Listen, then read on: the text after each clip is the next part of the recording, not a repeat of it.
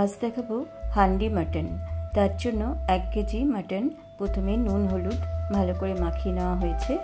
তারপরে দিয়ে দেওয়া হলো একে একে মশলা।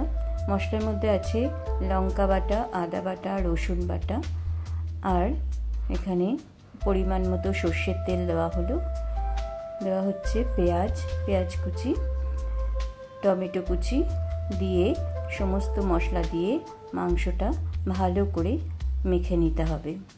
মাখাটা খুব ভালো করে মাখতে হবে। আজকে রেসিপিটা আমি করিনি, আমার দিদিভাই করেছে, তো ভাবলাম আপনাদের কাছে শেয়ার করি। এবং সমস্ত কিছু দেওয়া হয়ে গেছে, এবার ভালো করে মেখে নিতে হবে।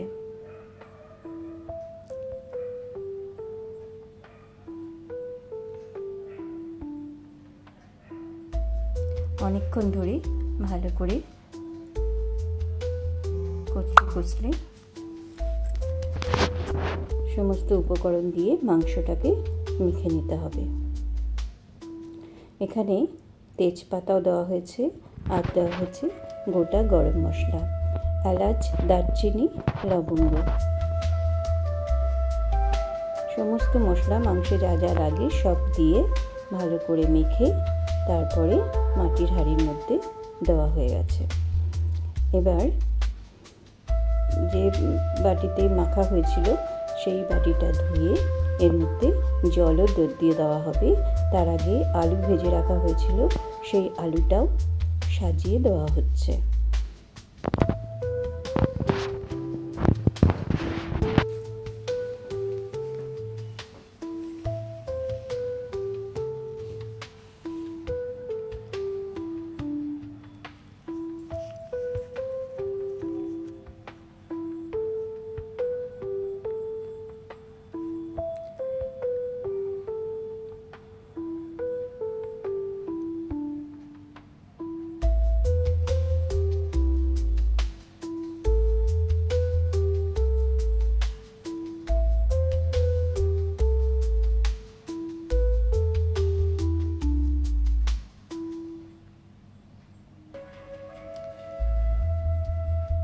আলু সাজিয়ে দেওয়ার পরে মশলার বাটি ধুয়ে জলটা দিয়ে দেওয়া হলো।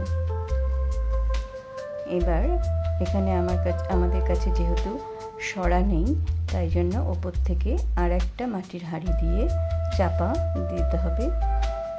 আর একটা গোটা রসুন ধুয়ে ভালো করে দুদিক একটু কেটে দেওয়া হলো।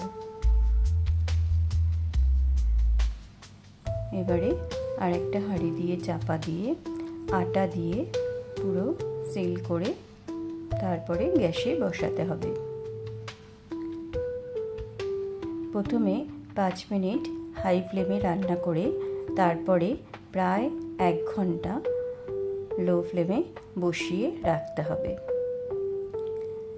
খুবই সহজ, আর কিছুই করতে হবে না। দেখুন 1 ঘন্টা পর আমরা এটাকে খুলছি।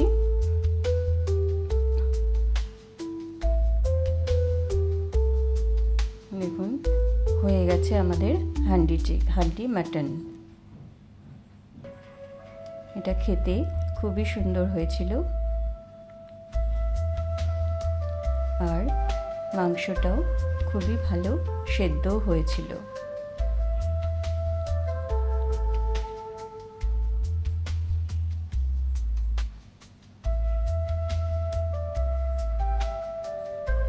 দেখুন মাংসটা খুব ভালো সেদ্ধ হয়ে গেছে।